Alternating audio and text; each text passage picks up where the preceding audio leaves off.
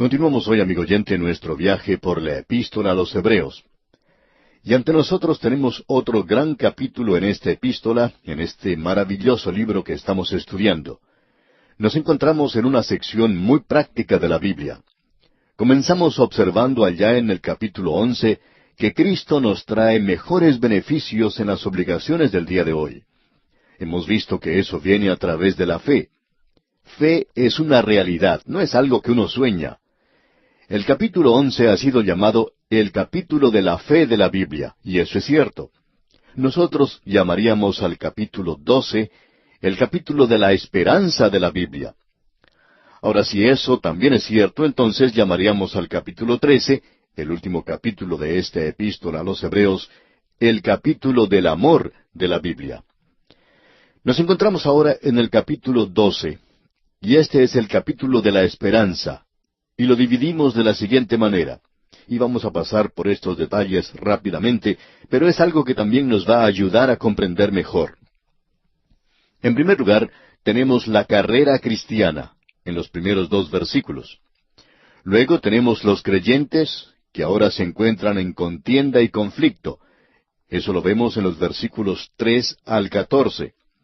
Y luego, comenzando con el versículo 15, y hasta el final del capítulo, tenemos la 6ª señal de peligro en este libro. Esta señal es el peligro de la negación. Bien, entonces comencemos nuestra lectura en este capítulo 12 de la Epístola a los Hebreos, donde tenemos una maravillosa declaración presentada en los 2 primeros versículos. Y allí leemos: Por tanto, nosotros también, teniendo en derredor nuestro tan grande nube de testigos, despojémonos de todo peso y del pecado que nos asedia, y corramos con paciencia la carrera que tenemos por delante, puestos los ojos en Jesús, el autor y consumador de la fe, el cual por el gozo puesto delante de él, sufrió la cruz, menospreciando el oprobio, y se sentó a la diestra del trono de Dios. Quisiéramos observar muy detenidamente estos 2 versículos. Son realmente maravillosos y necesitan comprenderse bien. En la primera parte de la epístola a los Hebreos tenemos el peligro de deslizarnos. Simplemente el ser oidores y deslizarnos sin hacer nada en cuanto a la salvación de Dios. En la última parte, el escritor habla a los creyentes y del peligro de permanecer inmóviles, de quedarnos estancados en un mismo lugar. Participemos en la carrera, avancemos, movámonos, pero no nos deslicemos. Somos corredores. Deberíamos decir que el peligro mayor en la vida cristiana, en este punto en particular, es el peligro de permanecer inmóviles, sencillamente en un mismo lugar sin hacer nada. Se dice que en los lugares donde hace mucho frío, donde hay grandes nevadas, que si uno se llega a perder en la intemperie, siempre existe el peligro de congelarse y morir. Cuando esto ocurre, lo primero que le sucede a la persona es que quiere dormirse. Para poder sobrevivir, uno debe luchar contra esto. Uno no debe dormirse, tiene que seguir avanzando. Si uno no sigue moviéndose, entonces se congela y se muere. Ahora nosotros diríamos que ese es el gran peligro de los creyentes hoy, el peligro de no hacer absolutamente nada, de dormirse. Diríamos que esto es mucho más peligroso que el peligro de deslizarse, o de ser nada más que oidores. Eso es bastante malo.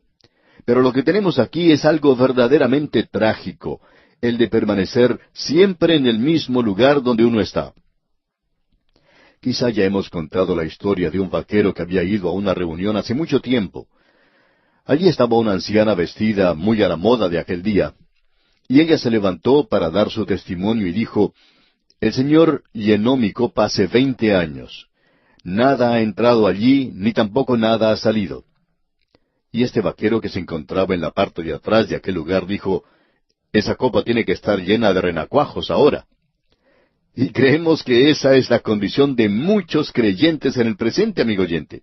Ellos están diciendo: El Señor ha llenado mi copa. Pero ésta no está rebosando, siempre permanece igual. Así es que estamos de acuerdo con este hombre que hay muchos renacuajos en las copas de estas personas que se están jactando de esta manera en el presente. Por tanto, se nos dice que debemos avanzar, debemos vivir por la fe. ¿Por qué?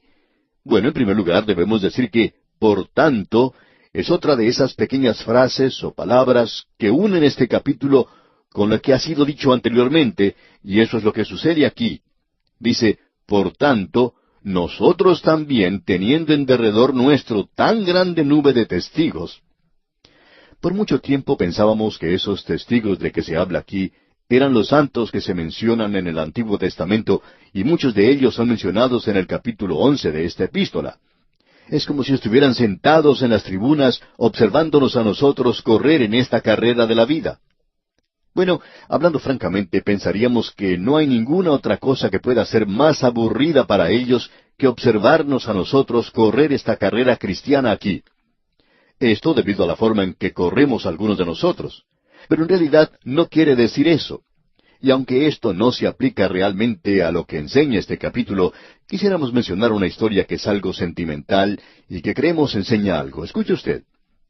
Había un director técnico de un equipo de fútbol, quien, según la persona que contaba la historia, tenía un jugador que era famoso por dos cosas. La primera de ellas era que se destacaba por su fidelidad en las prácticas del equipo.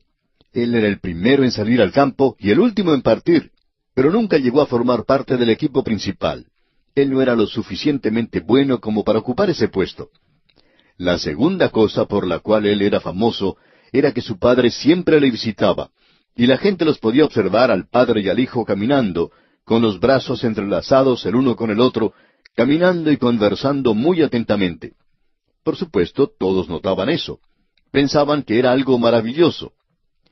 En una ocasión, el director técnico del equipo recibió un telegrama diciendo que el padre de este muchacho había fallecido, y ellos pensaban que este hombre tenía que comunicarle esa triste noticia al joven jugador. Él lo llamó y le dijo lo que había sucedido, y por supuesto que el joven se entristeció mucho y tuvo que regresar a su hogar para el funeral. Pero él volvió para participar en el próximo partido. El próximo sábado, él estaba allí sentado junto con los jugadores que no participaban en el encuentro. Y al llegar el director técnico, este joven le dice, «Profesor, este es mi cuarto y último año aquí, y yo nunca he podido jugar un solo partido.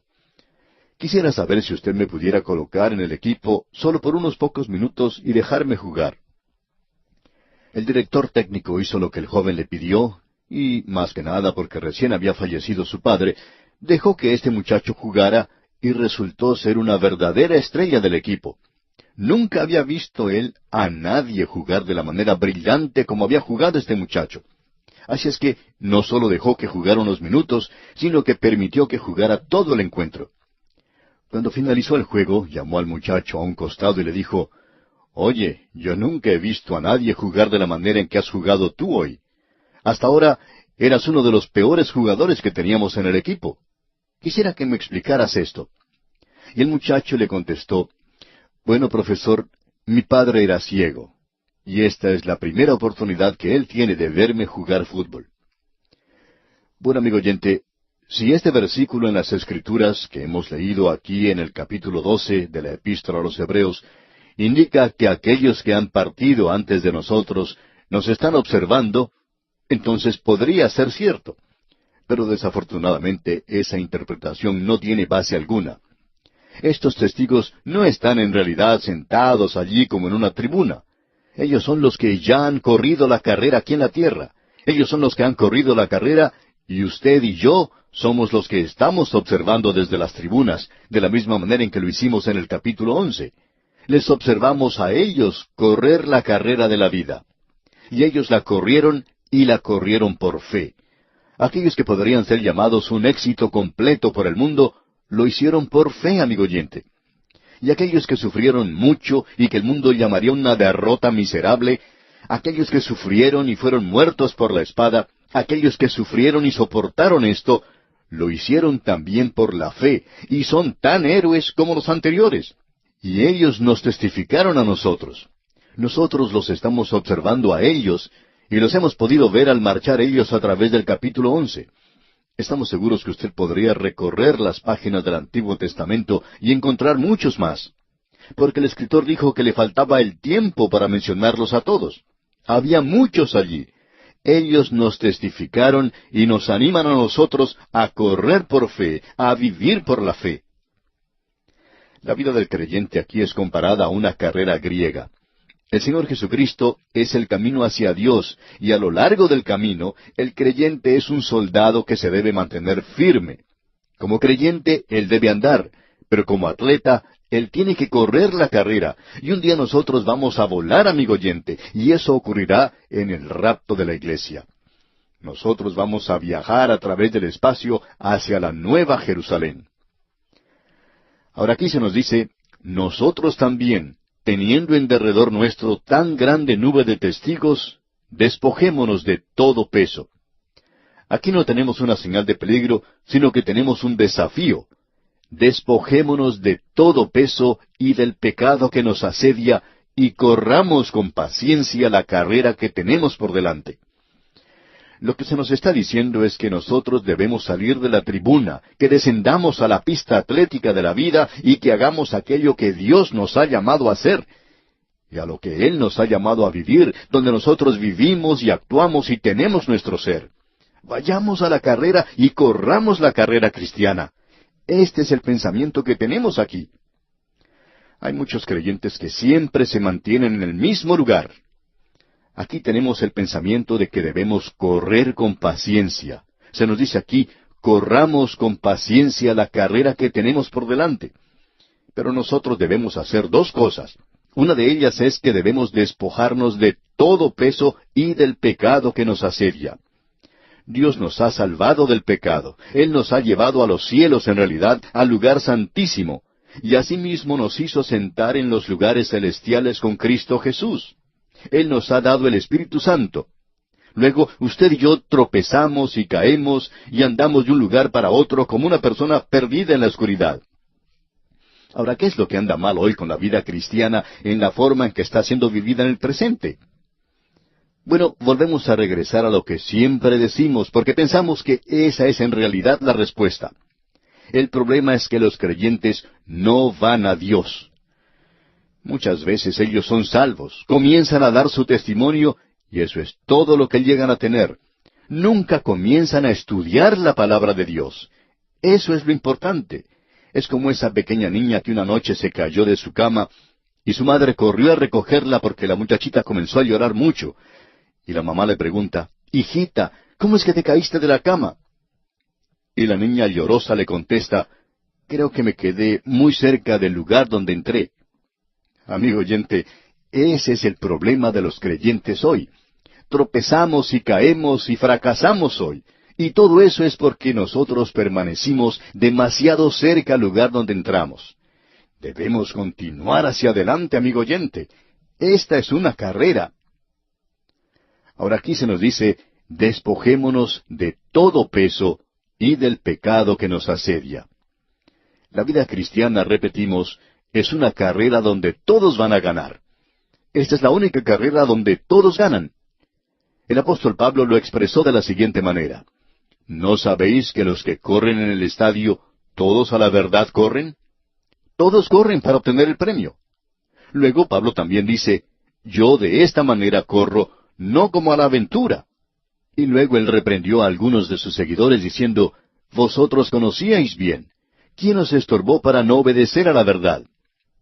Las condiciones que debemos ver en primer lugar es que debemos ser animados por estos testigos. Ellos no son sencillamente espectadores, sino que ellos están testificándole a usted mismo, amigo oyente. Ellos están animándole a usted. Ellos están tratando de animarle a usted a que corra esa vida cristiana. Abraham nos podría decir a usted y a mí, sigan adelante, sigan por la fe. Moisés nos está diciendo esto a usted y a mí, sigan adelante por la fe. Daniel nos dice, sigan adelante por la fe. Ahora aquí tenemos dos condiciones. Despojémonos. Eso es lo primero y es algo negativo. Despojémonos de todo peso y del pecado que nos asedia. ¿Qué es lo que quiere decir con esto de despojarnos de todo peso? Bueno, es sencillamente lo siguiente. Todo peso es algo que no se necesita en una carrera. Es algo que, por supuesto, no es esencial. No debemos estar usando peso. En cierta ocasión había un corredor muy famoso, quien también era un buen creyente. Antes de comenzar la carrera, él daba 2 o 3 vueltas utilizando unos zapatos para tenis. Luego él se detenía, se los quitaba y se ponía otros zapatos más livianos. Un joven que lo estaba observando le preguntó por qué se cambiaba los zapatos. Él ya tenía esos zapatos de tenis. ¿Por qué se los quitaba? Y este corredor sencillamente tomó uno de los zapatos de tenis y lo lanzó al aire. Luego tomó otro de los zapatos de los más livianos y también lo lanzó al aire. Y le dijo a ese muchacho que sintiera el peso. Y amigo oyente, había cierta diferencia. No había mucha, pero había suficiente diferencia en el peso como para que este joven pudiera perder la carrera. Y eso es precisamente lo que él dijo. Estos zapatos de tenis pesan un poco más, lo suficiente como para que yo pueda perder la carrera. Amigo oyente, debemos decir que en la vida del creyente hay algunas cosas que en sí y de sí no son malas, pero los creyentes no deberían andar cargados con esos pesos. ¿Por qué? Porque así uno no puede ganar. Vamos a usar aquí una ilustración, y no piense usted que estamos tratando de señalar una cosa en particular, porque esa no es nuestra intención. Usted tiene que determinar lo que puede hacer como hijo de Dios, y yo tengo que determinar lo que yo puedo hacer como hijo de Dios. Cierta jovencita se dirigió a su pastor y le preguntó, ¿está bien ir a los bailes? Y el pastor le respondió, sí, si es que tú no quieres ganar. Lo que queremos destacar es que no es sencillamente si algo está bien o está mal en la conducta del creyente. Se supone que usted como creyente va a hacer lo que está bien. Y no hay entonces esa duda de si eso o aquello está bien o está mal, sino, ¿dañará mi testimonio? ¿Hará esto que yo llegue a perder la carrera? ¿Será esto un peso en mi vida? Y hay muchos creyentes que se encuentran hoy llevando un peso que no deberían estar llevando. Hay muchas cosas, amigo oyente, que no son malas.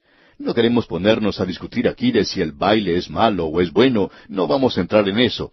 No queremos entrar en argumentos en cuanto a estas cosas, cosas con las cuales arguyen aquellos que quieren hacer separación. Uno no lo debería hacer si es un creyente. Ahora no estamos diciendo que usted no lo puede hacer. Todo lo que estamos diciendo es, ¿está usted en la carrera? ¿Tiene usted el deseo de ganar? ¿Tiene usted sus ojos puestos en Cristo Jesús?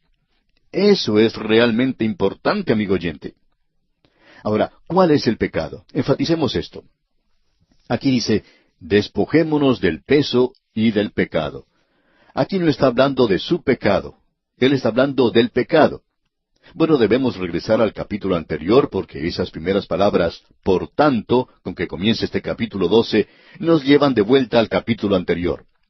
Ese pecado estaba en ese capítulo anterior. ¿Y cuál era en realidad ese gran pecado del capítulo anterior? Es la incredulidad.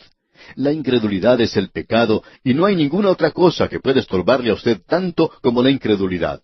Es como tratar de correr una carrera con un saco de harina a las espaldas. Eso es mucho peso. O como el poner los pies dentro de un saco vacío y tratar de correr una carrera. Es imposible hacerlo de esa manera. Y tampoco se puede hacer así en la vida cristiana. La incredulidad, amigo oyente, es lo que nos ata a muchos de nosotros. Hablando personalmente, diríamos que esa es una de las cosas que nos ata más que cualquier otra cosa en nuestra vida cristiana.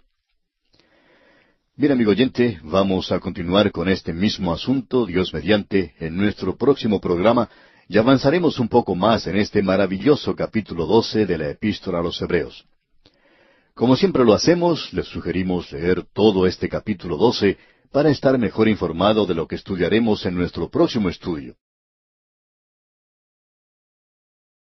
Continuamos hoy, amigo oyente, viajando por la Epístola a los Hebreos. En el capítulo 11 de esta epístola vimos una lista de hombres y mujeres bajo toda clase de circunstancias, toda forma de vida, de todas las condiciones, en diferentes períodos de tiempo de la historia de este mundo, que vivieron por la fe, que anduvieron por la fe, y habían sido salvos por la fe. Ellos son testigos para nosotros. Y ahora en el capítulo 12 tenemos el gran capítulo de la esperanza. Opinamos que el capítulo 11 de la Epístola a los Hebreos es el capítulo de la fe. El capítulo 12 es el capítulo de la esperanza. Y el capítulo 13, el capítulo del amor. Aquí Él nos dice que debemos despojarnos de todo peso y de todo pecado, y que debemos seguir adelante en esta carrera de la vida. Debemos usted y yo, amigo oyente, vivir hoy para Dios, en este mismo instante. Esto es algo real, esta es la realidad, esto es ahora mismo. Somos de la generación de ahora. Esto es algo que usted puede incorporar a su vida ahora mismo. Debemos, pues, mantener nuestros ojos puestos en Jesucristo. Y habiéndonos dicho lo que dijo en cuanto a esto, en el versículo 3, donde comenzamos nuestra lectura hoy, dice, «Considerad a aquel que sufrió tal contradicción de pecadores contra sí mismo, para que vuestro ánimo no se canse hasta desmayar». En el programa anterior dirigimos nuestra atención al hecho de que las palabras paciencia y sufrir aquí son lo mismo. Así es que los problemas y los sufrimientos por lo general producen paciencia. Pero aquí somos llamados a considerar al Señor y a sufrir. Más adelante vamos a decir algo en cuanto a esta sección en particular, pero diremos ahora lo siguiente. Estas personas habían salido de una religión que tenía muchos ritos y un gran templo, el templo de Herodes, aunque no había sido finalizado cuando fue destruido allá en el año 70 después de Cristo. Era algo muy hermoso y causaba admiración y reverencia, y allí tenían lugar grandes ritos.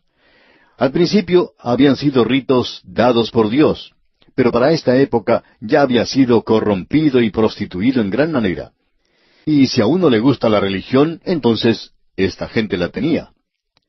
Ahora ellos están abandonando todo esto y ya no pasan más a través de la religión. Ellos han llegado ahora a considerar al Señor Jesucristo, y Él lo es todo. Él es el templo, Él es el rito, Él es el cristianismo. Él es todo. Y allí tenemos una simplicidad en cuanto a todo esto. En nuestro próximo programa, Dios mediante, vamos a hablar en cuanto a esta simplicidad o sencillez que se escucha en cuanto al Señor Jesucristo hoy.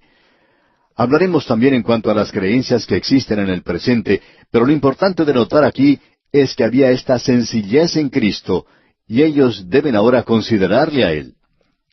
En primer lugar, ellos deben conocer que Él sufrió tal contradicción de pecadores cuando estuvo aquí, y Él aprendió paciencia. Se nos dice al principio de esta epístola, en esa sección que presenta su humanidad, que Él aprendió muchas cosas aquí en la tierra, aunque Él es Dios. Pero en su carne, Él aprendió algo, y fue el tomar nuestra humanidad y sufrir por nosotros, y Él soportó y sufrió y aprendió la paciencia.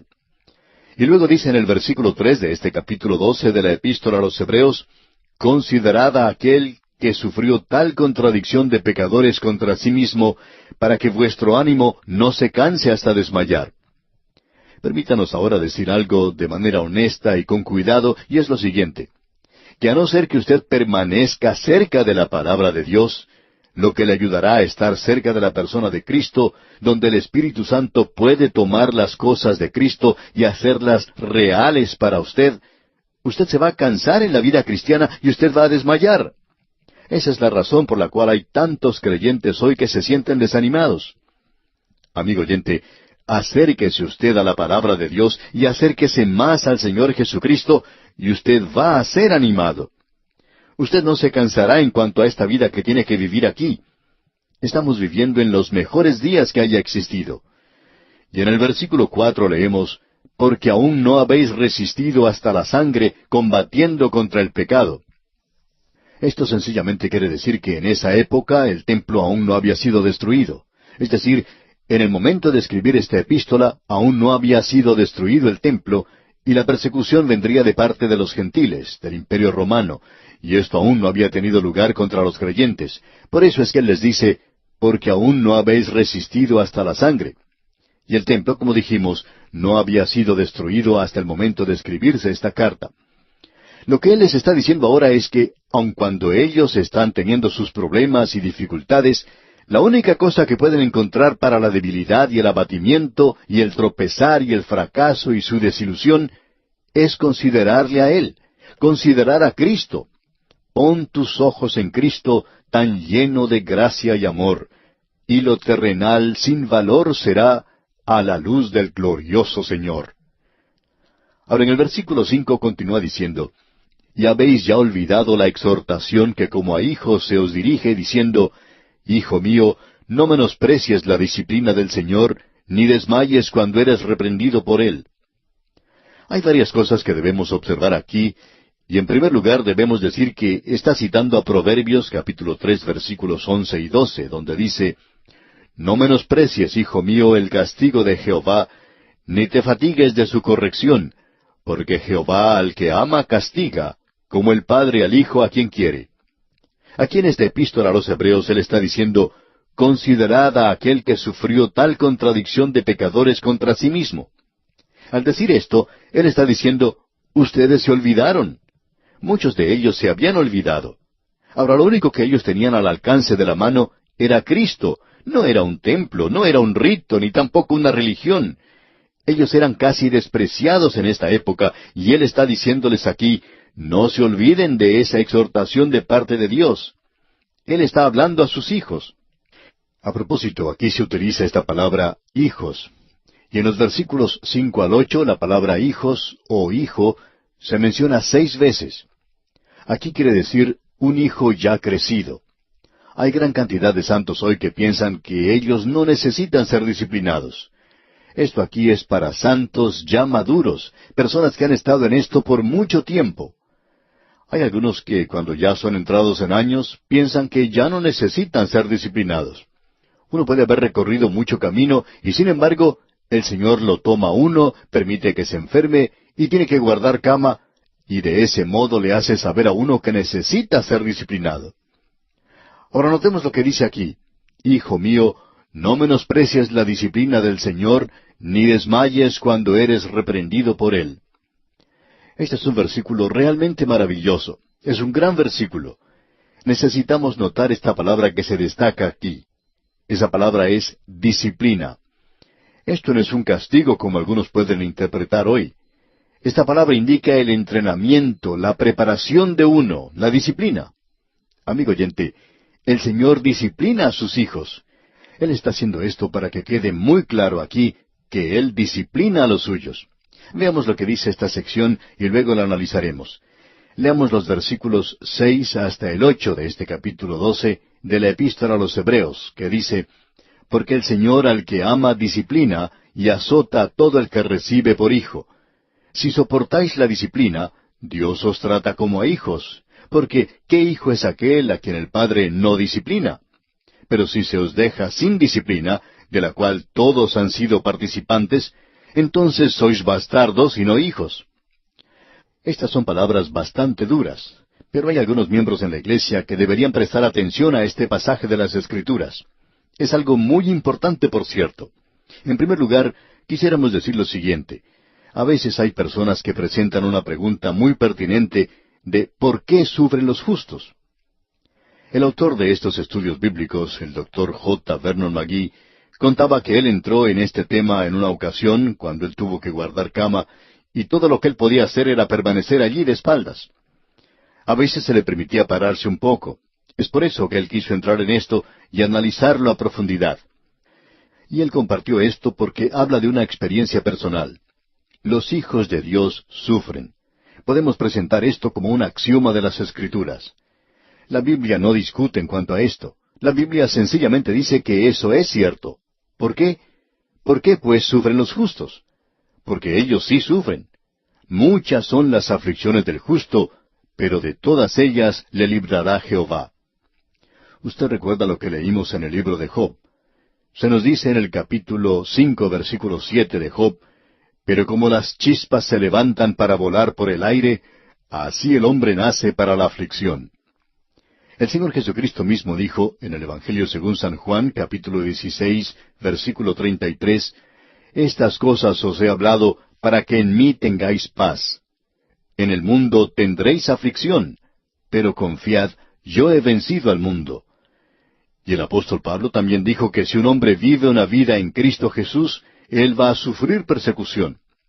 Ahora, ¿por qué es que sufre el pueblo de Dios? Bueno, no hay una respuesta establecida para esto. No hay ningún versículo en las Escrituras que conteste esto. Las Escrituras presentan por lo menos 7 razones por las cuales los hijos de Dios sufren.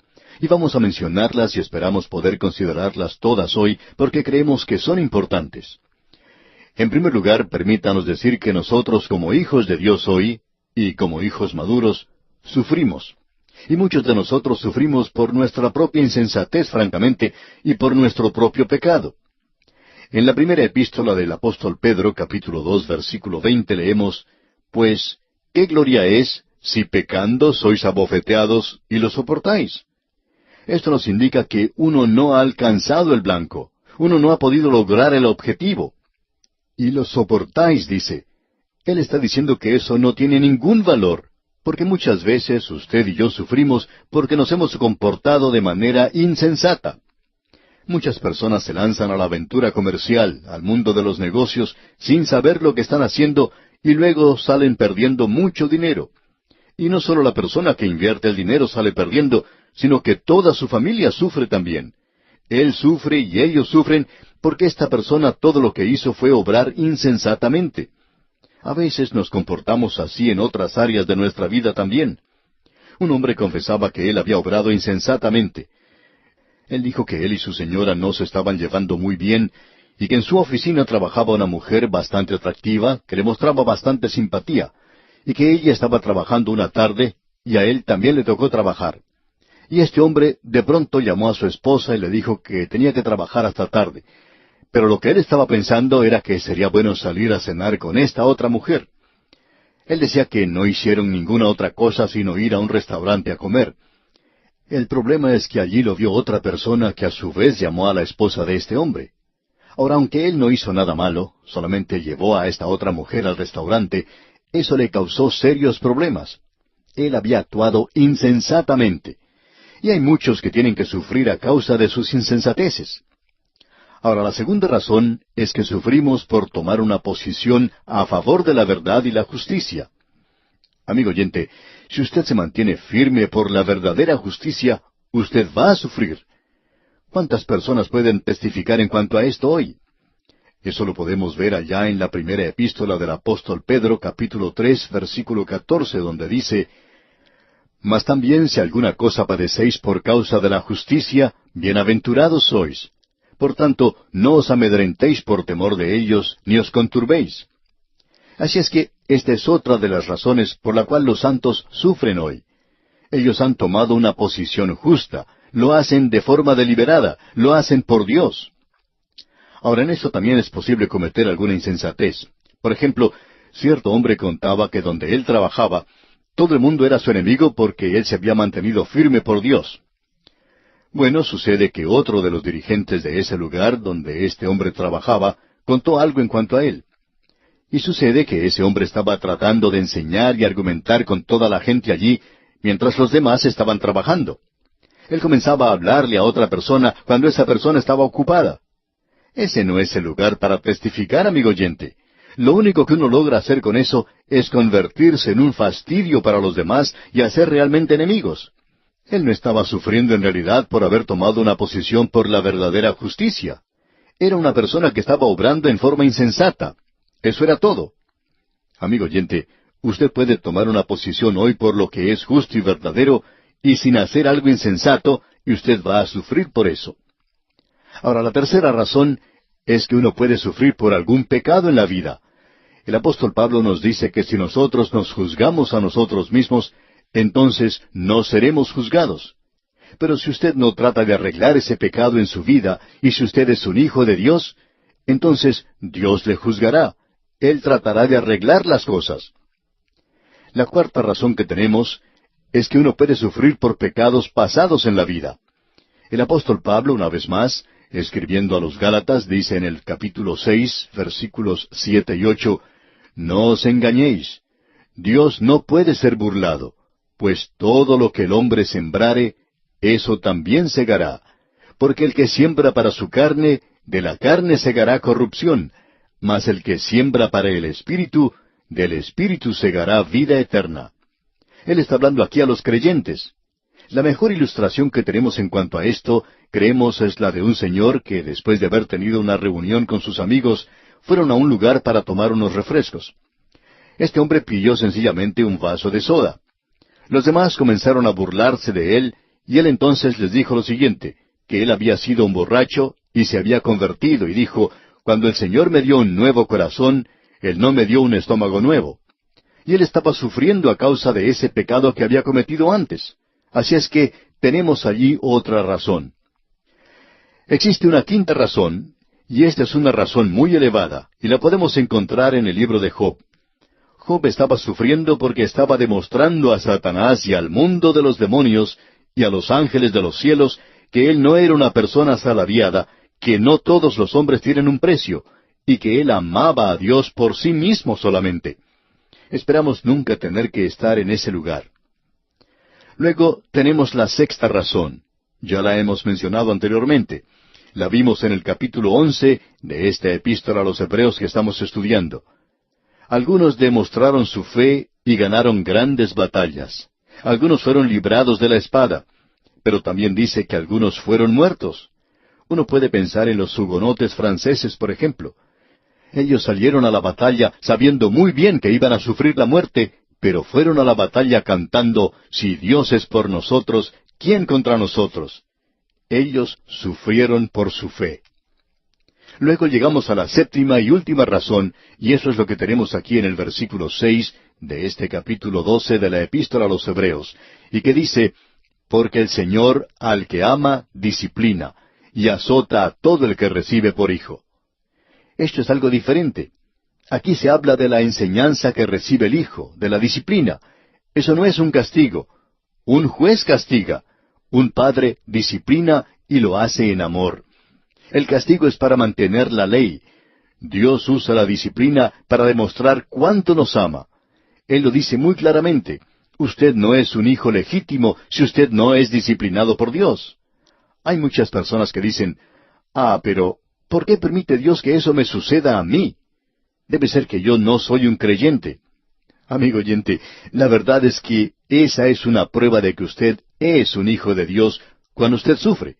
Es algo severo y duele mucho, y eso es lo que él dice aquí en el versículo 11 de este capítulo 12 de la Epístola a los Hebreos. Escuche usted.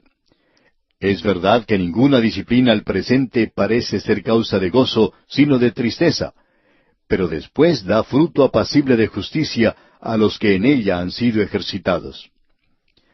Ya vamos a hablar en cuanto a esto más adelante. Es como aquel muchachito al que su padre iba a castigar y le dice, «Hijo, esto me va a doler más a mí que lo que te dolerá a ti». Y el muchacho le contesta, «Sí, papá, pero no en el mismo lugar». Amigo oyente, Dios disciplina a sus hijos. No creemos que Él disfrute haciendo eso, sino que lo hace porque usted y yo lo necesitamos. El doctor J. Vernon McGee, autor de estos estudios bíblicos, decía que cuando él tuvo cáncer, su primera pregunta al Señor fue, ¿por qué? Y dijo que no se demoró mucho en descubrir por qué. Era que su Padre Celestial lo estaba castigando. Y él decía que eso era un castigo, que luego lo descubrió, pero afirmó luego que ya había arreglado las cosas con el Señor.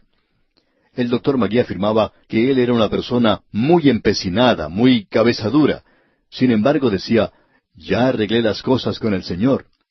Y luego, cuando comenzó el ministerio radial de A Través de la Biblia, y todo marchaba tan maravillosamente, regresó en una ocasión de un viaje y entonces no tuvo solamente una enfermedad, sino dos a la misma vez.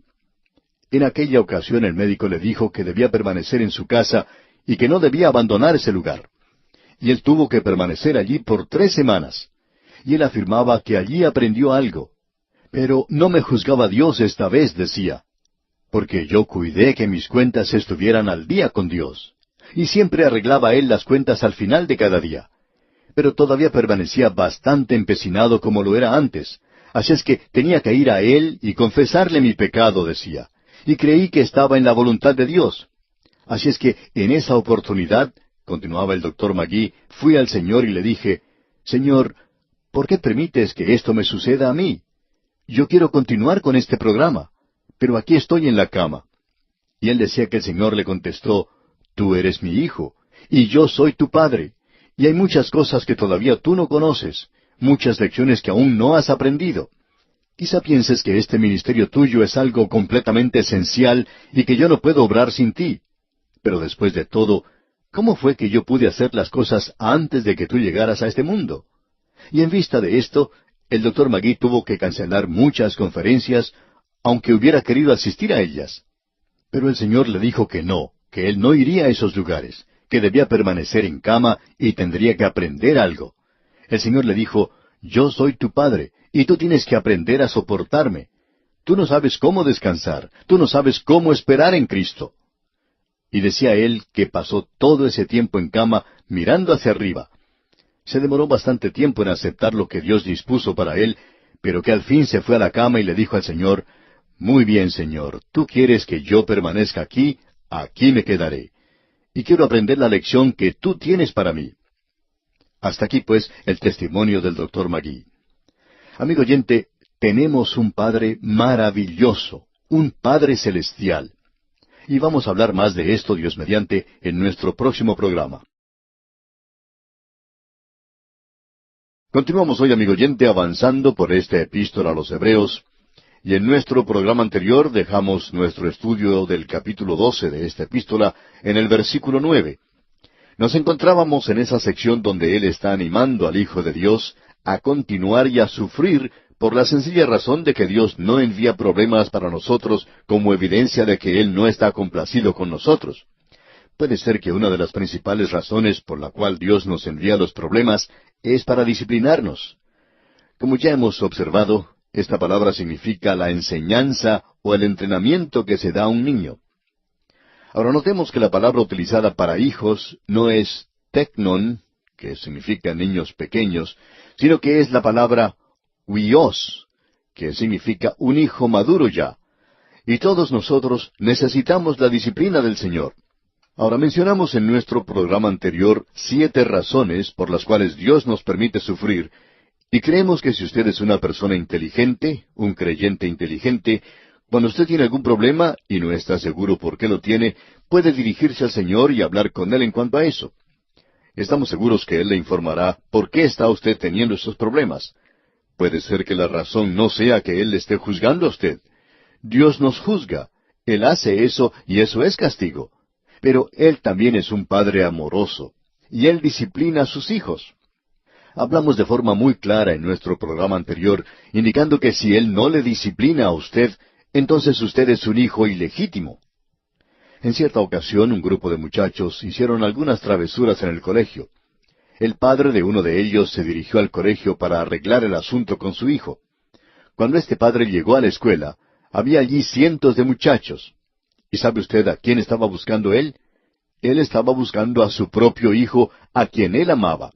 Y él tomó a su hijo y lo disciplinó. Él no se molestó en disciplinar a los otros cientos de muchachos que estaban allí, porque no eran sus hijos. Y si lo hubieran sido ilegítimos. Pero él disciplinó al muchacho que era su propio hijo y a quien él amaba. Y hoy nuestro Padre Celestial es quien nos disciplina. Es importante que los hijos de Dios sepamos esto. Nos ayuda a sufrir. Luego él continúa diciendo en el versículo 9 de este capítulo 12 de la Epístola a los Hebreos, por otra parte, tuvimos a nuestros padres terrenales que nos disciplinaban y los venerábamos. ¿Por qué no obedeceremos mucho mejor al Padre de los Espíritus y viviremos? Cuando éramos niños, teníamos que escuchar lo que nuestros padres decían. Entonces no se hablaba de esta nueva psicología de hoy, que uno no debe prestar atención a los padres y que ellos no deben disciplinar a los hijos. Nuestros padres nos disciplinaban, y uno prestaba atención a eso. Y aquí Él nos está diciendo que si nosotros prestábamos atención a lo que nuestros padres terrenales nos decían, ¿por qué no obedeceremos mucho mejor al Padre de los Espíritus y viviremos? Amigo oyente, si usted escucha a su Padre terrenal cuando Él lo disciplina, es mejor que usted también escuche lo que dice su Padre celestial. Y Él hace aquí una sugerencia, y pensamos que solamente es una sugerencia. Él dice, obedeceremos mucho mejor al Padre de los Espíritus y viviremos. Ahora, ¿qué es lo que quiere decir con este viviremos? ¿Quiere decir acaso que debemos disfrutar la vida al máximo? Bueno, creemos que lo que quiere decir es que debemos vivir una vida cristiana completa. Pero también existe un lado negativo, y es que el Padre Celestial disciplina a veces de manera muy severa. Hay un pecado de muerte, y ese es un pecado que un hijo de Dios puede cometer, y a veces el Padre Celestial llama a su hijo al cielo. Ya podremos apreciar esto cuando nos toque estudiar la primera epístola del apóstol Juan, que el Padre Celestial a veces se lleva al cielo a un hijo desobediente, lo saca de este mundo porque está trayendo descrédito a su nombre. Aquí Él nos está diciendo que es mejor que escuchemos a nuestro Padre Celestial. Él lo está haciendo en amor. Pero si usted persiste en hacer lo que está haciendo, Él puede llevárselo al cielo. Si usted quiere vivir aquí, amigo oyente, usted puede tratar esto con el Señor. Le puede decir, Señor, yo quiero vivir aquí. Y puede que Él le conceda su petición y le permita vivir más tiempo aquí. Pero lo importante es obedecer a su Padre Celestial. Y cuando Él le disciplina, usted va a darse cuenta que Él lo hace en amor, y que allí hay una lección que Él quiere que usted aprenda. Ahora el versículo 10 dice, y aquellos, o sea, refiriéndose a los padres terrenales, ciertamente por pocos días nos disciplinaban como a ellos les parecía, pero para lo que nos es provechoso, para que participemos de su santidad. Cuando el hijo crece, ya no está bajo la disciplina del padre terrenal. Y hay veces en que un hijo puede hacer enojar a su padre, y éste puede desatar ese enojo con el hijo, pero aún así lo hace para provecho de su hijo. Y en la segunda parte de este versículo 10 que acabamos de leer dice, para que participemos de su santidad. Nuestro Padre terrenal lo hacía para provecho nuestro, estamos seguros de eso. Y nuestro Padre celestial lo hace hoy para nuestro provecho aquí. Ahora, en la primera parte del versículo 11 de este capítulo 12 de la Epístola a los Hebreos leemos, es verdad que ninguna disciplina al presente parece ser causa de gozo, sino de tristeza. Podríamos decir aquí que no sólo no parece ser causa de gozo, sino que no es causa de gozo, sino que es más bien causa de tristeza. Esa es la experiencia. Y en la segunda parte del versículo 11 leemos, pero después da fruto apacible de justicia a los que en ella han sido ejercitados. Él quiere que nosotros saquemos provecho de esto, amigo oyente, para que participemos de su santidad. Creemos que no hay ninguna otra forma en este mundo para uno llegar a crecer y a madurar. Y pensamos que ese es el pensamiento principal en cuanto a la santidad aquí. No hay otra forma, pues, de llegar a ser un hijo de Dios ya crecido, maduro y viviendo en comunión con Él, a no ser mediante la disciplina de Dios. Debemos decir que aquí Él nos disciplina.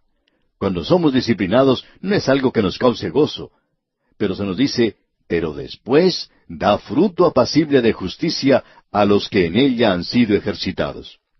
Dios no permite que usted sea disciplinado sin ningún propósito, amigo oyente. Es como ese hombre que estaba en un manicomio y cierto visitante fue allí un día y vio que este hombre se estaba golpeando la cabeza con un pedazo de madera. Y el visitante se le acercó y le dijo, ¿por qué se golpea usted la cabeza con ese pedazo de madera? Y el loco le contestó, bueno, me gusta mucho sentir esto y no quiero dejar de hacerlo. Amigo oyente, Dios hace esto por su propio bien, y cuando termina la disciplina, existe un propósito. El apóstol Pablo nos dice que siempre existe un propósito en la disciplina que Dios nos da.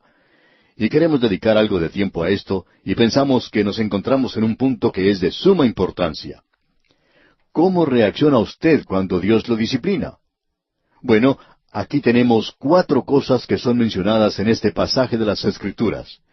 Vamos a tener que devolvernos un poco y señalar algunos versículos que ya hemos visto. Por ejemplo, el versículo 5 de este capítulo 12 de la Epístola a los Hebreos dice, ¿y habéis ya olvidado la exhortación que como a hijos se os dirige, diciendo, Hijo mío, no menosprecies la disciplina del Señor, ni desmayes cuando eres reprendido por Él?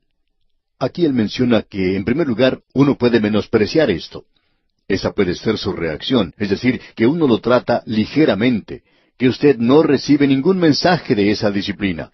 Usted llega a ser una persona fatalista, puede decir, bueno, yo estoy teniendo problemas. Todo el mundo tiene problemas. Y entonces, eso no tiene ningún significado para usted. Usted no está recibiendo el mensaje que Dios le está tratando de comunicar. Usted no le da importancia. Usted no reconoce que su Padre Celestial lo está disciplinando en todo esto. Esa es una de las reacciones. Uno puede ignorar eso completamente.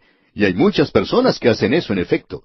Hay muchos que aceptan eso y dicen, bueno, sí, estoy enfermo, pero todos enferman. Esto le ocurre a la familia humana. Y ellos no ven ningún propósito en esto. Luego se menciona algo más. Dice, ni desmayes. Hay quienes aceptan esto desde un punto de vista. Estos son aquellos que se ponen a llorar por cualquier cosa. Estas personas comienzan a quejarse y a llorar y a decir, ¿por qué me tiene que suceder esto a mí? No vale la pena seguir viviendo la vida cristiana. Yo he estado sirviendo al Señor y mire ahora lo que me está ocurriendo. Y esta gente desmaya. Y hay muchos santos que toman esa actitud. Cuando uno está enfermo, a veces recibe muchas cartas de personas que expresan su simpatía hacia uno. A veces estas cartas son escritas por personas que están más enfermas que uno, pero esas personas han estado enfermas por mucho tiempo y le hacen pasar realmente vergüenza a uno por las cosas tan dulces y tan amables que dicen. Estas son personas que tienen una victoria real y verdadera. Hay veces cuando uno va a una reunión, escucha el testimonio de una persona que ha estado muy enferma y que ha sido sanada y habla de una gran victoria. Pero, ¿sabe usted, amigo oyente, dónde están las verdaderas victorias? Vaya a los hospitales, vaya a visitar a alguna de esas personas que han estado enfermas por meses y años, y escuche lo que ellos tienen que decir. Usted quizá puede desmayar, pero eso no sucede con esa gente. Amigo oyente, el Señor es quien les da la fortaleza. Ahora Él tiene otro mensaje aquí. Eso es algo peligroso porque está muy cerca a la verdad. Dice en el versículo 7, si soportáis la disciplina. Ahora alguien quizá diga, bueno, eso es lo que la Biblia dice. Allí dice que tenemos que sufrir el castigo, soportar la disciplina. Sí, pero estos son los santos superpiadosos. Uno los podría comparar a ellos con esos faquires indios, esa gente que se acuesta en una cama de madera llena de vidrios rotos o llena de clavos. No tienen que hacerlo, pero lo hacen de todas maneras. Y hay muchos santos hoy que aceptan esto de una forma pasiva y dicen, esto es del Señor y tengo que soportarlo. Amigo oyente, Él nunca le pidió a usted que hiciera algo tan pesimista, que tome esa actitud de santo superpiadoso. Si usted está pasando por dificultades o problemas, ¿por qué no se acerca al Señor y le pregunta por qué Él ha permitido que eso le suceda a usted? Ahí hay una lección y usted tendrá que aprenderla. No acepte eso de una forma pasiva. A veces recibimos cartas así. Hay personas que dicen, esto es algo que he tenido que soportar y continuaré soportándolo, en una forma pasiva, y quejándose todo el tiempo.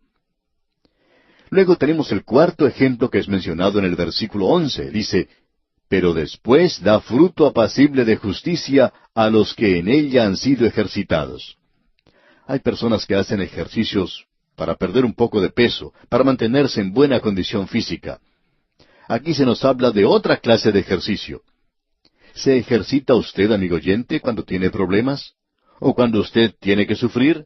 ¿Cuando se le presentan dificultades? ¿O cuando un enemigo se cruza en su camino? ¿Se ha detenido usted a preguntarle alguna vez a Dios por qué permite que esa persona se cruce en mi camino? Amigo oyente, Dios lo hace con un propósito. Dios hace todas estas cosas con un propósito. Lo que debemos hacer es ser ejercitados por medio de estas cosas. El apóstol Pablo dice que él va a controlar su cuerpo, que lo va a ejercitar. Él no quería ir a la presencia de Dios algún día y ser desaprobado. Y no importa quién sea usted, amigo oyente, o donde quiera que esté, es hora de que usted comience a hacer sus ejercicios, y nos referimos a la clase de ejercicios que evitarán que usted llegue a una situación como la que se describe aquí en el versículo 12 de este capítulo 12 de la Epístola a los Hebreos, donde dice, por lo cual, levantad las manos caídas y las rodillas paralizadas. No camine usted a través de esta vida difícil como un creyente quejándose todo el tiempo. Había un hombre que cada vez que se le preguntaba cómo se sentía, le explicaba a uno una y otra vez todos los pormenores y demoraba como 15 minutos para darle la respuesta. Entonces la gente ya no le preguntaba más cómo se sentía. Y esta clase de persona anda todo el tiempo con las manos caídas y las rodillas paralizadas. Amigo oyente, alguien le está observando. ¿Cómo soporta usted el problema o la dificultad que Dios le envía? ¿Lo soporta siendo ejercitado por ello? Eso es lo importante, y así es como debemos soportarlo. Él es mi Padre y me está disciplinando, y hay un propósito en eso, y quiero aprender la lección. Él comienza a presentar los ejercicios. 1, 2, 3, 1, 2, 3, y así. Señor, yo quiero saber por qué estoy sufriendo de esta manera. Ahora notemos lo que dice el versículo 13. y haced sendas derechas para vuestros pies, para que lo cojo no se salga del camino, sino que sea sanado. Hablando honradamente, amigo oyente, nunca estuvimos seguros o claros en cuanto al significado de esto. Haced sendas derechas para vuestros pies. ¿Tiene uno que andar en caminos derechos para que los santos más débiles sigan las pisadas de uno? ¿O tiene uno que andar por sendas derechas para que uno no se acostumbre a andar cojeando a través de la vida? Y hay muchos creyentes cojos en el presente. Ellos se quejan, critican y no están testificando para Dios. Aparecen ser súper santos, muy piadosos. Y en el versículo 14 leemos, seguid la paz con todos y la santidad, sin la cual nadie verá al Señor. Sed de buen ánimo y estad en paz con todos los hombres. Debemos tratar de tener paz con todos los hombres. Hay algunas personas que no pueden estar en paz. En la epístola a los Romanos, capítulo 12, versículo 18, el apóstol Pablo dice, si es posible, en cuanto dependa de vosotros, estad en paz con todos los hombres. Es decir, con todos los hombres creyentes. Esta puede ser una carrera de campo traviesa. Y muchos de nosotros estamos corriendo en esta vida cristiana del presente. Y luego dice, y la santidad, sin la cual nadie verá al Señor. Ahora, si esto significara que nosotros tenemos que producir santidad, pues entonces abandonaríamos ahora mismo porque no tenemos ninguna. Pero amigo oyente, la paz que tenemos a través de la sangre de Cristo, siendo justificados por la fe, tenemos paz para con Dios. Y si tenemos santidad, esa ha sido hecha por Él. La justicia, Él es mi justicia. Y si llego ante la presencia de Dios, será solamente porque Cristo murió por mí. Y eso nos da ánimo, amigo oyente. Eso me anima a mí a salir y correr esta carrera cristiana. Ahora, en la primera parte del versículo 15 de este capítulo 12 de la epístola a los Hebreos dice, mirad bien, no sea que alguno deje de alcanzar la gracia de Dios. Ahora, Dios tiene mucha gracia. Él tiene una superabundancia de gracia, pero nosotros tenemos que tratar de obtenerla. ¿Se ha dirigido usted a Él, amigo creyente, y ha hablado con Él? ¿Ha hablado usted con Dios de una forma reverente, pero como si Él fuera su Padre? Cuéntele a Él en cuanto a usted mismo. Dígale que usted necesita de su gracia. Amigo oyente, todos nosotros necesitamos gracia, y allí está a nuestra disposición, pero usted tiene que solicitarla, usted tiene que dirigirse a Él y pedírsela. Allí está a su alcance. No fracase en esto de obtener la gracia de Dios, porque si esto sucede, amigo oyente, usted puede notar lo que pasará, que brotando alguna raíz de amargura, os estorbe y por ella muchos sean contaminados. Amigo oyente, una persona santa que critique mucho en una iglesia puede arruinar toda la iglesia. Es como una manzana podrida que puede arruinar todas las demás. Eso es lo que puede suceder. Y lo que debemos hacer es esto. Usted debe pedir a Dios que le dé gracia para soportar cualquier cosa y para no amargarse, para no demostrar amargura hacia ninguna persona o hacia cualquier circunstancia. Luego en el versículo 16 leemos, no sea que haya algún fornicario o profano como Esaú, que por una sola comida vendió su primogenitura. Bueno, amigo oyente, no creemos que sea posible analizar esto el día de hoy, pero Dios mediante, en nuestro próximo programa, vamos a tratar de finalizar este capítulo 12 de la epístola a los Hebreos. Queremos hablar en cuanto a Esaú porque él es presentado aquí como un ejemplo especial en esta sección en particular. Continuamos hoy, amigo oyente, nuestro recorrido por la epístola a los Hebreos. Y volvemos al capítulo 12 de esta epístola, y vamos a comenzar observando lo que dice el versículo 15. Aquí tenemos la sexta señal de peligro presentada en esta epístola. Hemos destacado esto a través de la epístola como si fuera una luz roja encendida. Lo que se nos presenta es un cartel de advertencia, y allí se mencionan ciertos peligros. Aquí tenemos el peligro de la negación, y notemos lo que dice en la primera parte del versículo 15. Mirad bien, no sea que alguno deje de alcanzar la gracia de Dios. Ahora, esto de mirar bien tiene en sí el pensamiento de una dirección. ¿Cuál es esta dirección? Mirando al Señor Jesucristo, el autor y consumador de nuestra fe. mirad bien, no sea que alguno deje de alcanzar la gracia de Dios. Ahora, la palabra que se utiliza aquí para expresar esta idea de dejar de alcanzar no es en realidad la apostasía. No se recibe aquí la idea del peligro de la apostasía. Sencillamente indica el fracasar. Es decir, el creyente debe mantener sus ojos en el Señor Jesucristo y no en los hombres. Y si él no mantiene sus ojos en Cristo, puede llegar al punto de no poder aprovecharse de la gracia de Dios. Dios tiene una gran reserva de gracia. Él quiere dar gracia abundantemente a sus hijos. Él está preparado para hacer eso, y lo puede hacer. Cristo pagó el castigo por nuestros pecados, y Dios es rico en misericordia, es rico en gracia, y Él quiere entregar eso a nosotros. Pero el problema que existe es que muchos de nosotros no nos aprovechamos de eso. Estamos hablando aquí de algo real, algo que le permite a usted ir a Dios y lograrlo. Y esa es la gloria de todo esto. Ese es el mensaje, pues, de esta epístola a los Hebreos. Luego sigue diciendo que si uno no hace eso, existe un peligro. La última parte del versículo 15 dice, que brotando alguna raíz de amargura, os estorbe, y por ella muchos sean contaminados. Y un santo en la iglesia que no lo sea, puede crear muchos problemas en esa congregación. El versículo 16 de este capítulo 12 de la epístola a los Hebreos dice, no sea que haya algún fornicario o profano como Esaú, que por una sola comida vendió su primogenitura. Creemos que la fornicación mencionada aquí es algo espiritual. Existe el peligro de volverse de Dios hacia las cosas de la carne, y eso puede ser cualquier cosa de la carne. En cuanto le tocaba a Esaú, él vendió su primogenitura, esa primogenitura espiritual que le favorecía tanto. Eso indicaba que podría estar en el linaje que llevaba al Mesías, y que él podría haber sido un sacerdote de la familia de Abraham. Pero a él no le interesaba eso. Ahora, cuando aquí dice que él era un profano, eso no indica que él estaba maldiciendo en todo momento.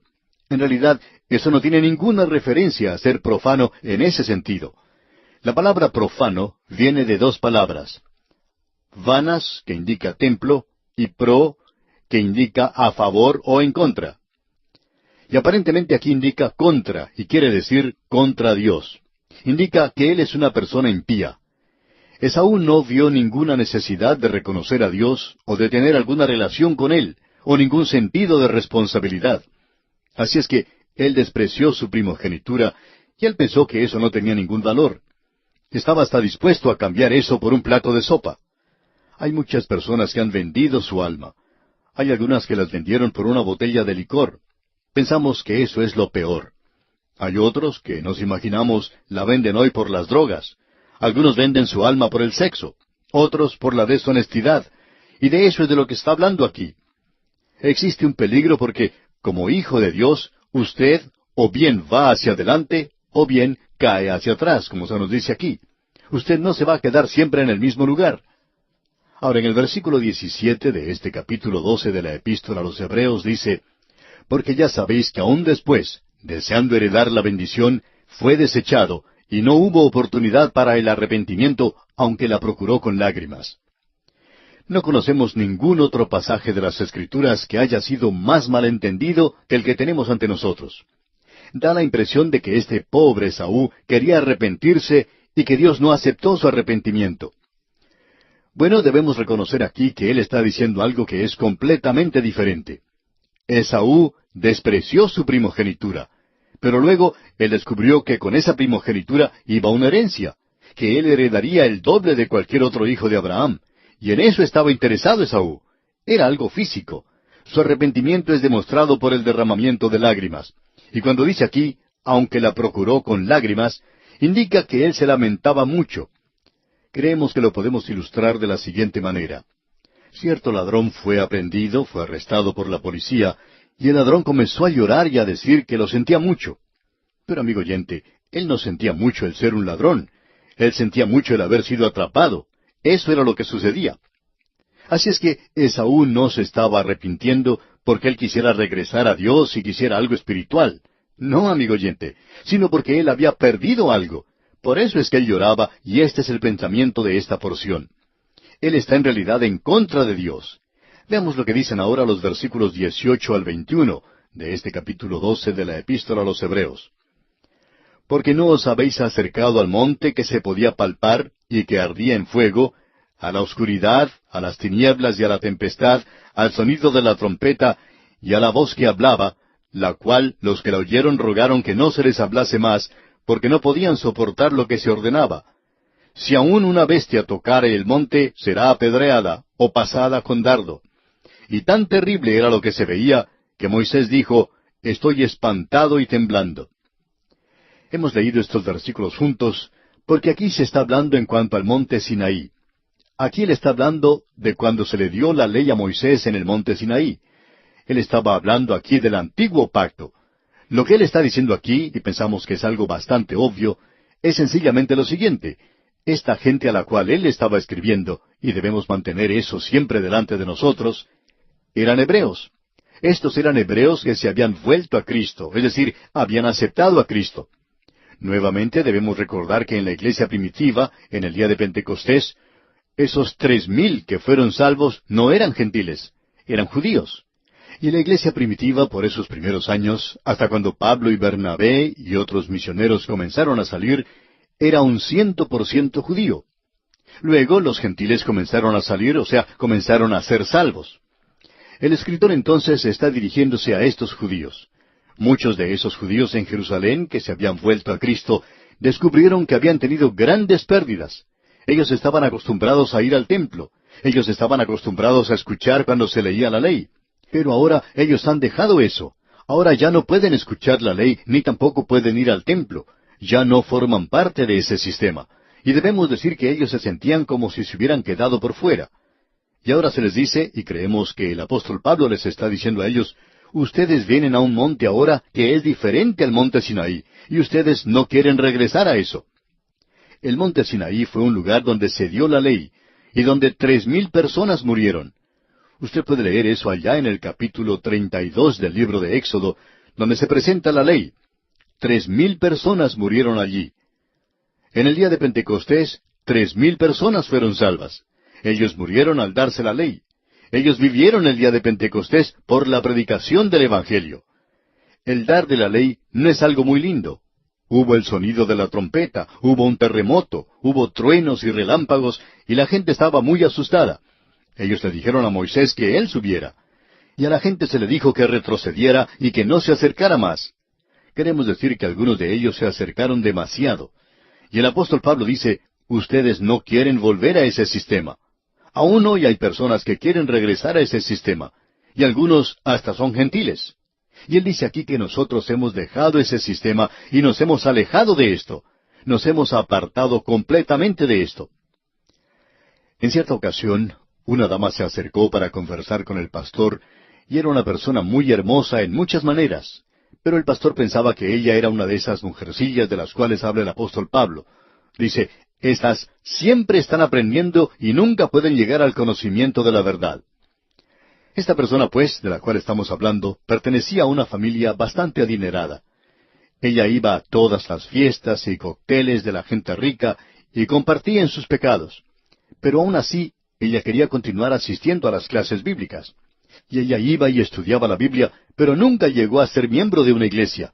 Siempre pretendía saber mucho en cuanto a la Biblia, y sin embargo, era una de esas personas que siempre están aprendiendo y que nunca pueden llegar al conocimiento de la verdad.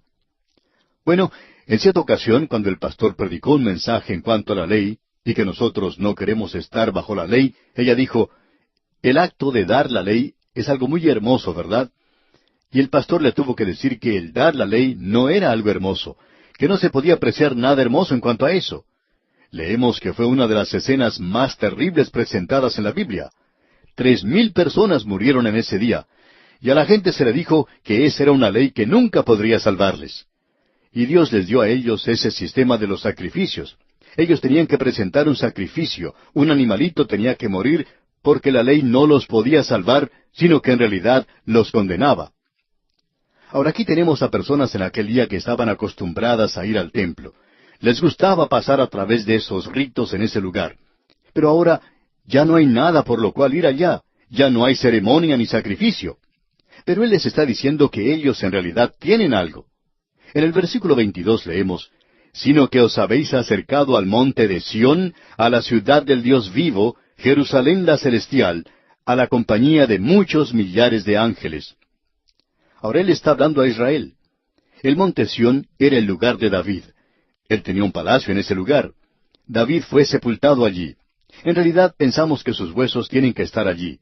Ese era su lugar favorito. Pero él está diciendo esto a los creyentes judíos. Había muchos en Jerusalén que aún iban a la fiesta.